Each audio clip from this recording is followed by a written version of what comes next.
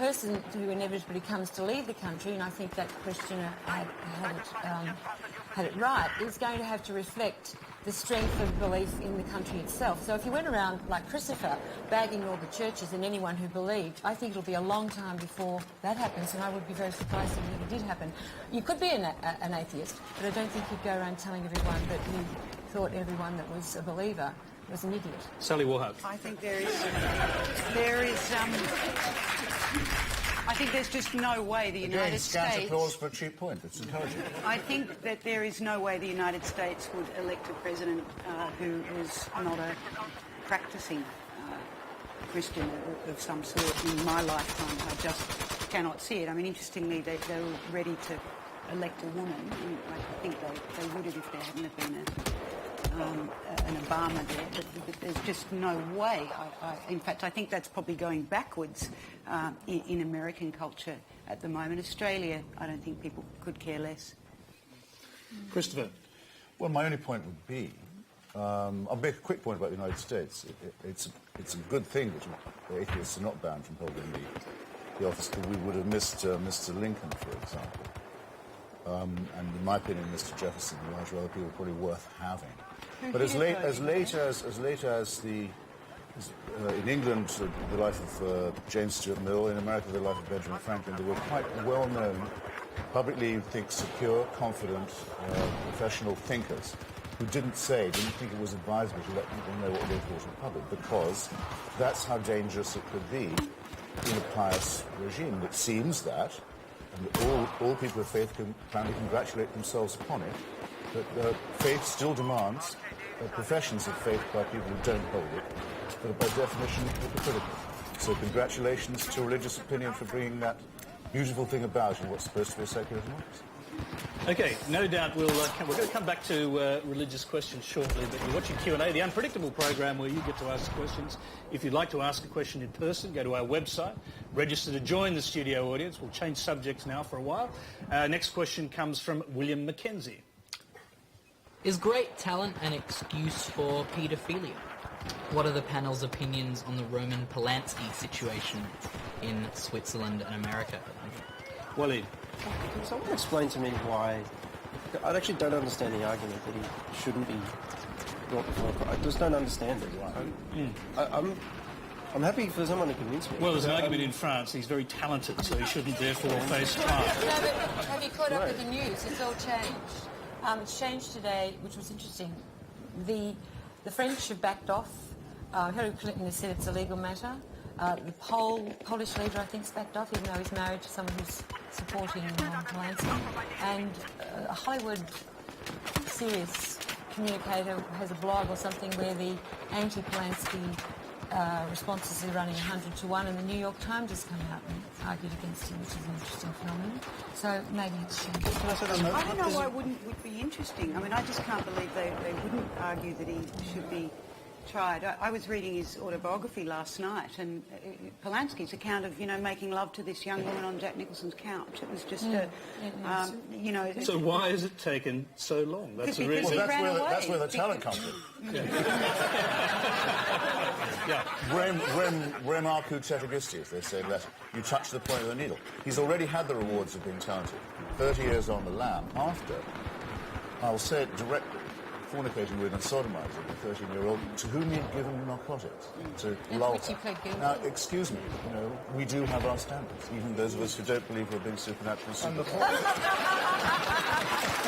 Although the really sad thing is that this woman has come out and said that the trial by media that she's going to have to endure in this is she believes will be worse than the actual crime, which is it's a really sad and terrible tale.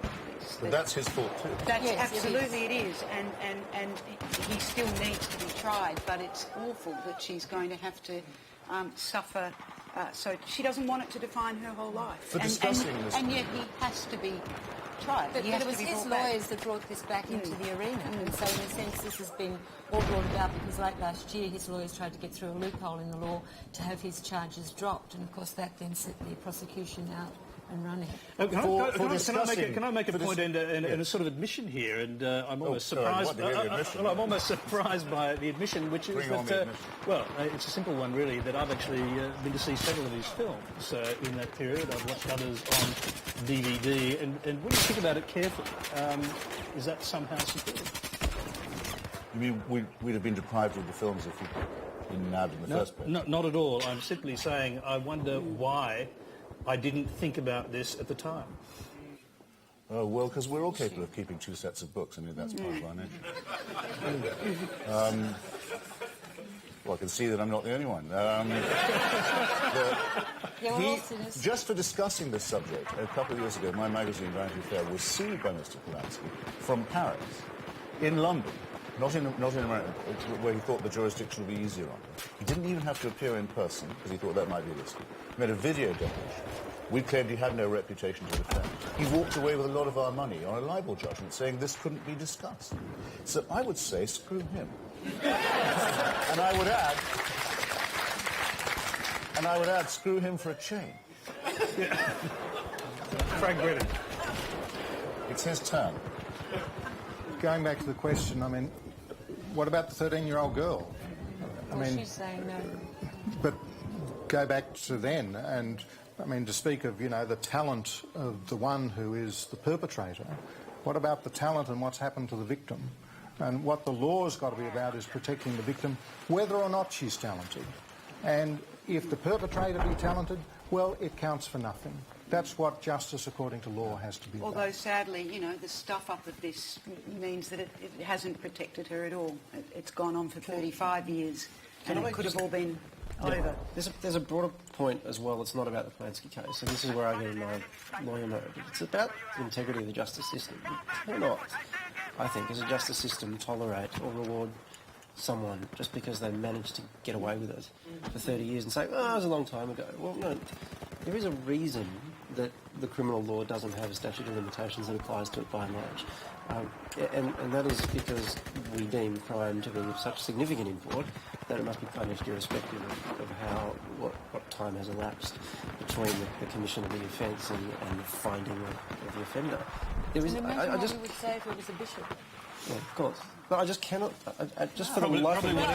Probably what everyone on the panel actually has been saying. So you're watching Q&A, the live and interactive forum where you ask the questions. Our next question comes from Bazda Yildiz.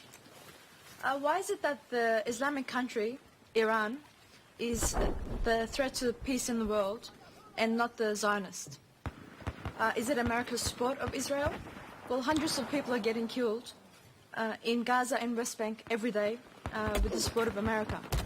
The Israel-Palestinian war has been going on for 61 years, and we are not actually looking at what is actually happening, and we're fearing about what is not happening.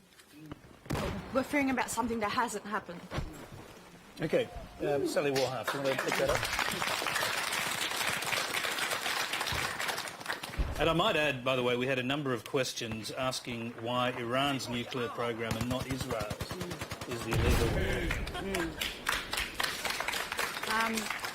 Look, it's a tragedy. I think Israel and Palestine, it's something where it almost takes half an hour to sort out what has to happen. The Palestinians need a state. Israelis need to feel secure. But it feels like it's just so far away. I think that part of the problem is obviously the delicacy of the Israeli coalition. I don't know, beyond what I've just said, that it's simple what has to happen, but how you make it happen and how you make people want peace more than they want other things is beyond me. Christopher Hitchens. It's become a familiar thing. I should perhaps preface this by saying that with Edward Said, the late Professor Edward Said, I wrote a book about the rights of Palestinians and the way in which these have been negated by Israeli policy. But I know a lot of people in the Arab and Muslim world who are fed up with having the subject changed to Israel whenever human rights for them comes up. A very good example of this just last week in Tehran, where the government has an official Al-Quds Day, as it's called, the Day of Jerusalem, where school children and others are paraded as a more or less compulsory demonstration to say they'll give their blood and their lives for Palestine. And hundreds of thousands of Iranians turned up to say, no, we'll only give our blood for Iran, thanks. We're fed up with being told by the regime that they represent the oppressed of Palestine, that we can't talk. And they are having to shed their blood because the regime keeps on killing them for wanting to have a say in their own internal affairs. And a regime that does this and has just pulled off a blood-stained military coup that's overturned the results even of an already predeterminedly fraudulent election, that says that, that a woman's voice is worth that of only... it takes 3 women in a court against 1 man, that uses torture and rape as policies in prison and so forth. You want a regime like that to have nuclear weapons? You're welcome. But you should say that's what you don't mind. Are you going to say that? Are you going to say you've no objection? That the real problem is the Jewish state? Come on, be serious. So the Jewish state doesn't have nuclear weapons? Is that what you're saying? Well, now, I appeal again to the fair-mindedness and intelligence of the audience. Did I say that? No, but... Did I in any way imply it? No, but... No. Did I not begin with a throat clearing, which I'll amplify if you will, about my long record of work about this, my defence of the Israeli dissidents who published the news about Israel's illegal program and gone to jail for it. I can refer you to all that if you like. But my point was directed specifically to you. Yeah. I said, does this, in your mind, make the destruction of human rights in Islamic countries okay or not? No. Good. Okay, let's hear from Walid. Well, that's progress of the plan. This is, I think, highlights the really difficult, I think personally intractable situation that now confronts the world in dealing with Iran's apparent nuclear weapons regime. And I hear today that the UN is still arguing that they're not developing weapons. But whatever you think about that, there is a problem because you do get questions like this, whether or not you agree with Christopher that there's a lack of moral seriousness about that question. You're always going to get that question. The minute the conversation turns to Iran, it is going to be deflected towards Israel. And so the problem is that if you're interested in disarming Iran or somehow reigning in that regime, it's very hard to do that in isolation without also engaging in some kind of agreement that's going to bring Israel into the mix. And, of course, the US, who also have nuclear weapons. I'm encouraged by the fact that President Obama is talking about a nuclear-free world, and that when he headed the UN presided over the UN Security Council this week, which I think the first time an American president has ever done that, the vote to rid the world of nuclear weapons was unanimous. That's all good. But now the really, really tough politics starts, and that is the politics of dealing with an Iranian regime that, frankly, probably sees very little incentive, if any, to try to disarm or to become less evil. It's got every reason to remain as evil and perhaps become even more evil than it is. And Israel is going to have to be part of that discussion, whether they like it or not, whether the US likes it or not, because without that, I just can't see how there's a way forward. Tony, sorry, I simply must say this. I'm really sorry. Implied in both what Walid has said and the later question is the idea that Iran is perfectly entitled to have nuclear weapons. At least if Israel is, it is. No, that's not what I... Well, the Iranian government, don't let's forget, says it doesn't want them and isn't planning to have them. And so if it turns out they are, it's not a problem to do with Israel. It's to do with them breaking every undertaking they've ever made at the United Nations, every undertaking they've ever made to the International Atomic Energy Authority, every undertaking they've ever made to the European Union negotiators. It means that international law is completely meaningless. And yet, when Mr. Ahmadinejad tests missiles, he says this is part of our nuclear program. How is that part of a peace? Yeah, can I just say... Their proxy party, Hezbollah, I've been to its rallies in Beirut. Do you know what the symbol of the party now is? What they put on the flag? A mushroom cloud. With the threat to the Jews written underneath it. Can I say... Actually, when you go to meetings of the American Jewish Committee, you don't quite get that. Christopher, hold on. We're just going to hear from Walid, and I'm going to go to another question which is related. I think that's a bit of a gross misreading of what I said. I'm certainly not implying that. What I am saying is the real politics of dealing with this situation is that for the Iranian regime, you put yourself in the position of the Iranian regime that has now become such a grotesque, deformed regime that in a sense it has to perpetuate that deformity in order to survive. That's kind of the logic of those sorts of regimes. The minute you do that, they're now in a position where it's just going to be very hard to create the political environment for them to change course without dragging Israel in. Now, whether or not you want to say that Israel's acquiring nuclear weapons is equivalent to Iran, worse, better, whatever, that to me is not the point as far as real politics is concerned. How are you going to get that change to occur without incorporating Israel into the conversation? Christopher, I'd like to put a line under this, but I just want to ask you one question and a brief answer if you could. You mean I'm incapable of a brief answer? I'm going to be terse if I have to be. Okay, we'll answer this tersely. Israel, of course, did try and stop Iraq acquiring nuclear weapons by bombing a reactor. Would it be justified, in your opinion, for them to do the same in Iran? What Israel did to the Syriac reactor is what the Iranians had tried to do. Everyone forgets this with their own air force a couple of months before. The Iranians had a huge sigh of relief when the Israelis pulled off a raid they couldn't bring off themselves and disarmed Saddam Hussein.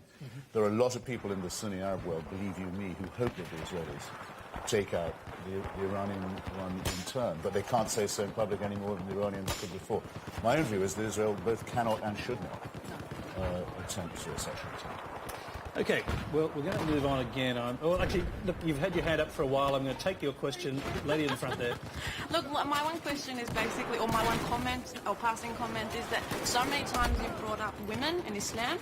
I'd just like to stress that I've read the Quran, and all Muslim scholars would agree with me that Islam gives women a lot of rights.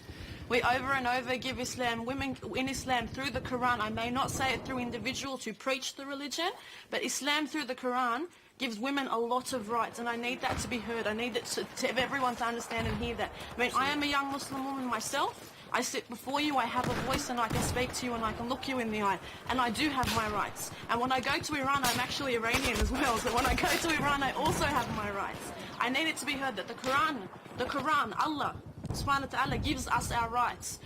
People, individuals in countries and people who represent our religion may not, and they may do the wrong thing to sort of stand in front and show us religion and preach us religion, but Islam does. All right, we're going to take that as a comment, a very passionate one at that. Okay. Well, no. No, we're not. No, we're not going to take it as a comment. I can see your face, I can see your hair, and I can see you sitting in an audience with young gentlemen. Don't you tell me you can do any of that in Iran. I can, though. No, you can't. Yes, I can. No, you cannot. I can. In Iran, in the Islamic Republic of Iran, where I have been, my hair would be out. My hair would be out because my veil would be little. My hair would be, it may be covered a little bit, but just like in the Bible, in the letter to the Corinthians, it says to cover your head, to be modest. It's a shame she spoiled what could have been a perfectly good statement. All right, okay, I'm sorry. My modesty would be there. I mean, you've been talking about these cheap jokes and things throughout this whole conversation, but you're the only one making the cheap comments. You insult your sisters in Tehran who are being beaten, and raped every day when you say that they have their rights in the Islamic Republic. It's an insult to the women of Iran. I do not. Astaghfirullah. Okay. We're nearly out of time. You're watching Q&A live. If you'd like to join the audience, register on our website. The address is on your screen, abc.net.au/Q&A. We have one last question. It comes from Pam Collicott. Many non-believers facing death change their minds about religion. Is that fear or comfort? Okay, we're going to have quick answers from